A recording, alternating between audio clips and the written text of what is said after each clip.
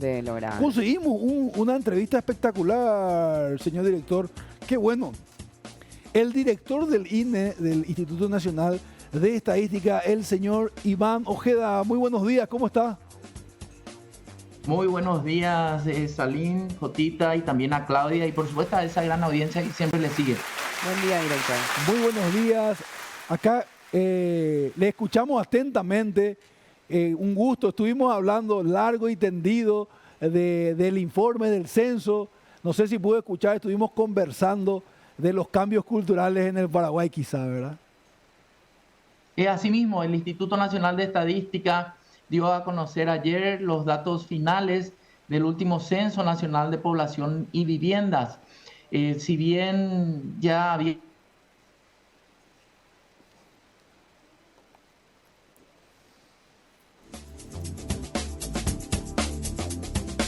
Ya vamos a retomar la comunicación. Qué privilegio hablar con él, ¿eh? Sí. Excelente. Más todavía cuando tenemos estos datos encima, ¿verdad? Volvió. Director, ¿Me escuchan? ahí le escuchamos. Adelante. Sí. Justamente estamos comentando que somos 6.109.903 habitantes en la República del Paraguay. Los varones son un poquito más, en 3.057.674.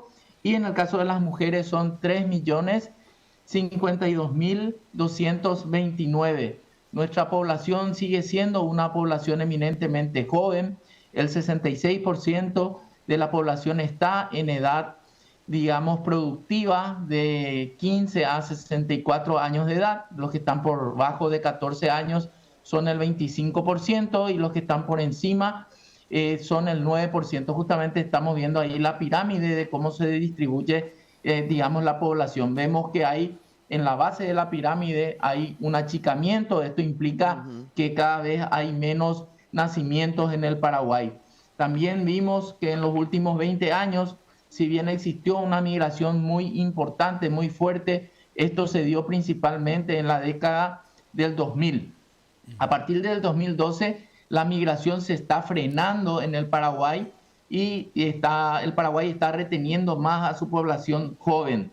Los datos que dimos a conocer nos dicen que el departamento más poblado es actualmente el departamento central, con 1.883.927 personas. En segundo lugar está en el este Alto Paraná, con 763.000 personas, 763.702. Justamente estamos viendo esa placa. Sí. En tercer lugar está la capital de la República con 462.241 habitantes.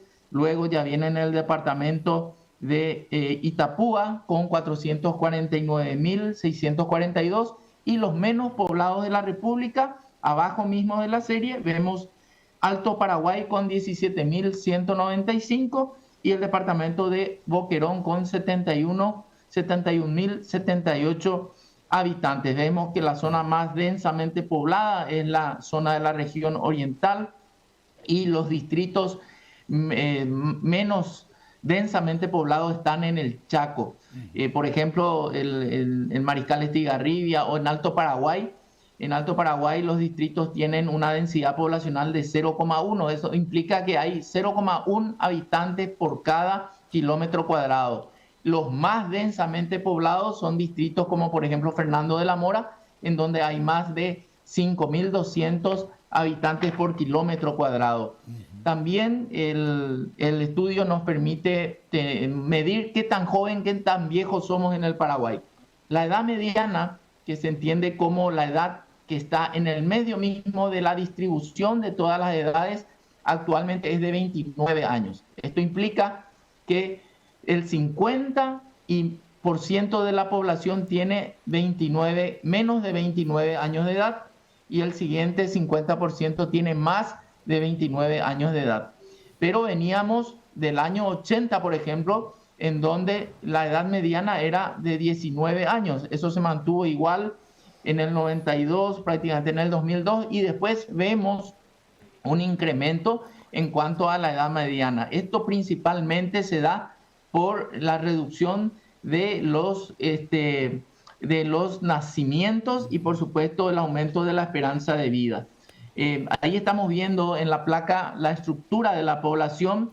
Nos dice que el 25% tiene menos de 14 años. Si miramos la primera barra de arriba mismo, el 66% está en edad productiva y el 9% está en más de 65 años. Hoy el Paraguay está en su mejor momento demográfico en cuanto a población joven, en cuanto a población que está en edad de trabajar, que está en edad productiva.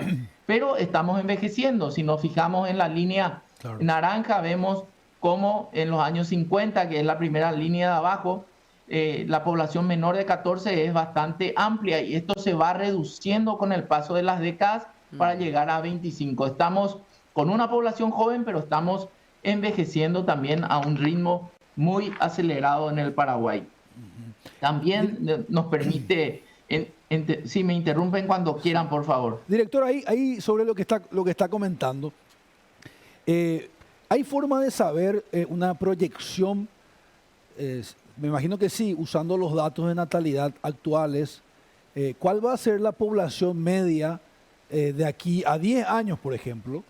Si sigue así la natalidad como está, ¿qué va a pasar? ¿Cómo va a ser? Porque me imagino que eso tiene que ver también con la estrategia productiva del país, ¿verdad? Sí, eso es lo que a nosotros metodológicamente definimos como proyecciones de población. Eso vamos a tener lista la proyección para adelante y también la proyección para atrás, porque se hace una corrección en cada censo. Eso vamos a tener a finales del mes de diciembre. Pero te cuento que hoy estamos estimando que la fecundidad de las mujeres está en torno a un poquito más de 2,1, 2,2 hijos por mujer en edad fértil. Esto quiere decir que una mujer en promedio tiene un poquito más de 2,1, 2,2 hijos en promedio durante toda su vida fértil de 15 a 49 años de edad. Quedaron muy atrás los tiempos de nuestras abuelas, bisabuelas que tenían, por ejemplo, en los 50, tenían más de 5 hijos, casi 6 hijos. Y esta es una tendencia mundial. Solamente el continente africano y un poco la India es que sigue creciendo a un ritmo acelerado, pero nosotros ya empezamos a frenar. Justamente ahí estamos viendo en la placa la transición de 70 años de censo. Cada pirámide es cada uno de los censos y vemos cómo la parte de los nacimientos, si miramos la barra, la primera barra, la base de la pirámide. Base, sí. Justo ahí el zócalo está tapando nomás un chiquitito, sí. Sí, vemos cómo esto se está achicando. Fíjense que desde el año 82 aproximadamente, en el 92 se está achicando la base de la pirámide. Esto implica que hay cada vez menos nacimientos, pero fíjense también en la cúspide de la pirámide. Si miramos la primera de arriba a la izquierda, en 1950 teníamos muchos nacimientos y también mucha mortalidad. Y eso va cambiando con el tiempo y vemos, por ejemplo, si analizamos la pirámide de abajo, vemos cómo la cúspide también se está agrandando. Esto quiere decir que la gente vive más años, sobrevive más años, tenemos más gente adulta y los nacimientos se están achicando. Si miramos la pirámide del año 2022, que es la última de la derecha de abajo, vemos cómo nuestra pirámide está, se está achicando en todas las líneas, está tomando una forma de una antorcha olímpica, hablando de lo que acabamos de ver también en el mundo, ¿verdad? Pero esto también nos da señales de que en la última década, del 2012 al 2022, el Paraguay está reteniendo población. No es más tanta la gente que está migrando del Paraguay como lo fue en la década del 2000. Entonces, estos son los análisis que podemos hacer a partir de estudiar las pirámides poblacionales. También tenemos un apartado, sí. Eso que está compartiendo de las migraciones a otro país, puede ser que haya sido el factor principal por el cual la mayoría de las personas inferimos en el pasado que éramos 7 millones. No sé, Es así mismo. ¿qué sucedió ahí, director? Sí, estás dando los indicios exactos de cómo entender las proyecciones. Nosotros esperábamos más población en el Paraguay. Creíamos que íbamos a ser más de 7 millones. ¿Basado en qué? Basado en unas proyecciones que arrancaron en el año 2002. Porque el año 2012 el censo tuvo dificultades, no pudo estimar la cantidad de personas que vivían en el 2012 en el Paraguay. Entonces, las proyecciones arrancan en el año 2002 y tienen premisas. Las proyecciones básicamente nos dicen estimar la cantidad de personas que van a nacer, que van a morir y que van a migrar. Y las premisas decían de que iba a haber una migración cero. Y sin embargo la migración que se registró fue de medio millón de personas que salió más que entró en el Paraguay. Primera premisa que no se cumplió.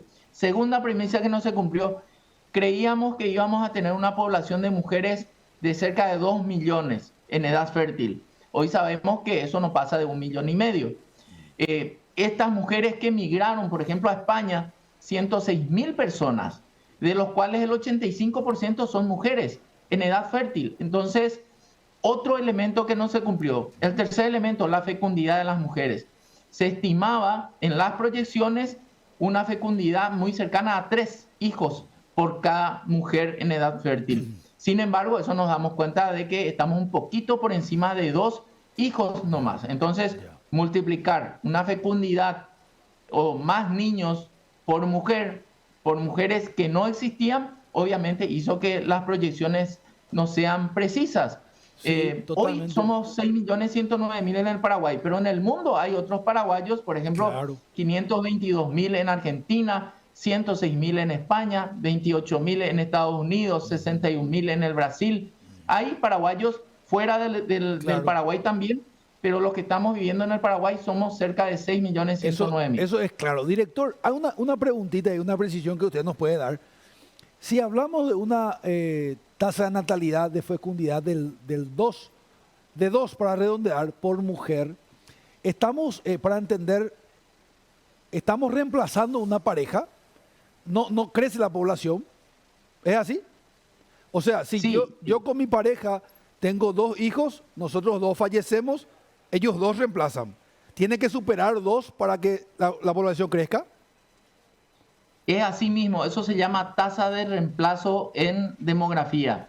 La tasa de reemplazo es cuando tenemos 2,1 hijos por mujer en edad fértil en promedio país. Inclusive se rompe un paradigma acá, porque la teoría te dice que ningún país nunca va a bajar de 2,1 de fecundidad de mujeres. Nunca va a suceder, y esto ya está sucediendo. Países como Alemania tienen fecundidad 0 o muy cercano a 0. ¿Por qué España abre su frontera en el año 2000? Porque se están quedando sin mano de obra, y ahí van muchos latinoamericanos, paraguayos, también marroquíes, etcétera, y todos los países europeos están abriendo su frontera justamente por este fenómeno. Nosotros seguimos creciendo en población, pero a un ritmo mucho más desacelerado. Y seguimos teniendo una población, digamos, joven, pero el escenario que hoy tenemos, esperábamos tener en 20 años. Entonces, hay un aceleramiento, una aceleración del envejecimiento de la población. Sin embargo, estamos en nuestro mejor momento demográfico, porque la gente todavía es joven y está en edad de trabajar. Solo que estimo que tenemos que aprovecharlo ahora, porque se nos va esta bonanza. Pero yo estoy pensando y compartiendo un poco acá en la mesa con mis compañeros, a ver la opinión. Entiendo que con una población más grande y el ingreso de la tecnología y la educación puede paliar esto, ¿verdad? Porque hoy vemos en edad laboral, pero quizá en 20 años un señor, una señora de 60, 70 años, con la tecnología presente y una formación académica, pueda seguir produciendo. Claro, sí, ¿verdad? Totalmente. Imagínate, se estudia mucho a Malthus en su ensayo de población en 1749, ya si no recuerdo mal, y él decía que la población crece geométricamente cuando que los recursos crecen aritméticamente. y que íbamos a llegar en el mundo a un mundo de colapso en donde la población iba a seguir creciendo y ya no íbamos a tener recursos escasos. Pero hoy esa teoría es desafiada por lo que vos estás mencionando, el avance de la tecnología, el avance de la medicina, el avance de la ciencia, que hace que seamos más productivos, que generemos más riquezas y, como si fuera esto poco, la población se está reduciendo. Entonces todavía, si bien se desafía la teoría de Malthus, es una situación de análisis. ¿Hacia dónde estamos caminando? Estamos caminando hacia una población que en décadas, en 3, 4 décadas va a estar envejecida. Como decías vos, tenemos que prever hospitales geriátricos, tenemos que estar listos con la infraestructura de nuestras ciudades para gente de la tercera edad, lugares de esparcimiento. Entonces, adecuar también a la realidad demográfica. Y las mujeres, si bien nacen más varones, las mujeres viven más tiempo. Entonces, ahí surge el análisis del indicador de feminidad. ¿Cuántos varones, cuántas mujeres hay por cada 100 hombres? En los 65 y más años de edad, en esa franja etaria, por cada 112 mujeres hay 100 varones. Entonces, las mujeres le sobreviven más a los varones y tenemos que tener políticas públicas también enfocadas a la mujer en cada uno de los estamentos de las franjas etarias. Qué importante, señor director. Uno escuchándolo hablar, analizando estos datos, es fundamental la INE para tomar decisiones de Estado, de política de Estado, que son las que transforman una sociedad, ¿verdad? Fundamentalmente, pero también fue un censo de viviendas y nos damos cuenta que hoy en el Paraguay tenemos 1.749.336 viviendas ocupadas. Imagínate, en el año 50 eran 244.000. Pero ¿cómo están esas viviendas? Cada vez están con menos ocupantes. Cuando en los 50, 60, 70, 80 tenían en promedio 5,2 habitantes, hoy estamos en 3,5. Entonces tenemos más viviendas, pero hay menos gente viviendo en esas viviendas. También hablamos de los servicios básicos por vivienda. Hoy, por ejemplo, la cobertura de energía eléctrica es del 99%. Hace 30 años era del 89%. Del estilo de vivienda, director, del estilo de vivienda también me llama la atención en el informe que habla de, hubo un boom inmobiliario con respecto al tema de la propiedad vertical. Y sin embargo veo que el paraguayo sigue prefiriendo vivir en casa, ¿verdad? 83,9%, mientras que los departamentos o pisos son el 2,5%. Es así mismo, la mayoría de la tipología de las viviendas son casas o dúplex, en el porcentaje que muy bien indicaba, 83%.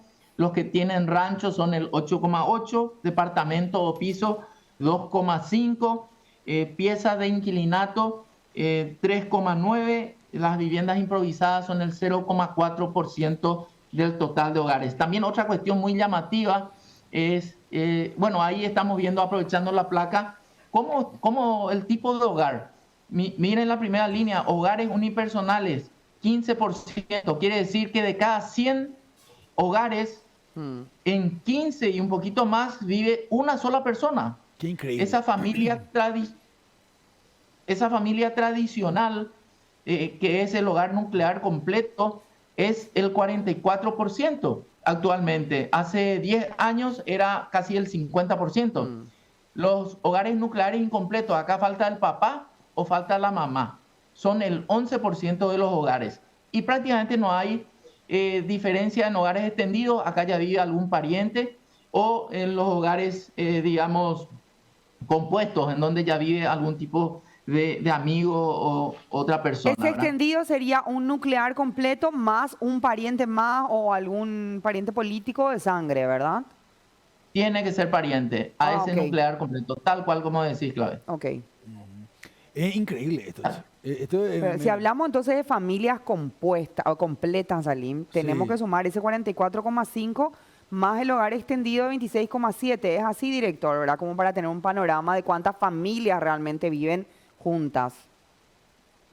Claro, cuando hablamos de hogares extendidos estamos hablando de ese grupo de hogares Con la abuela, con por ejemplo, el ¿verdad? nuclear completo más Sí. el... Sigue siendo Se importante. contienen, ¿verdad?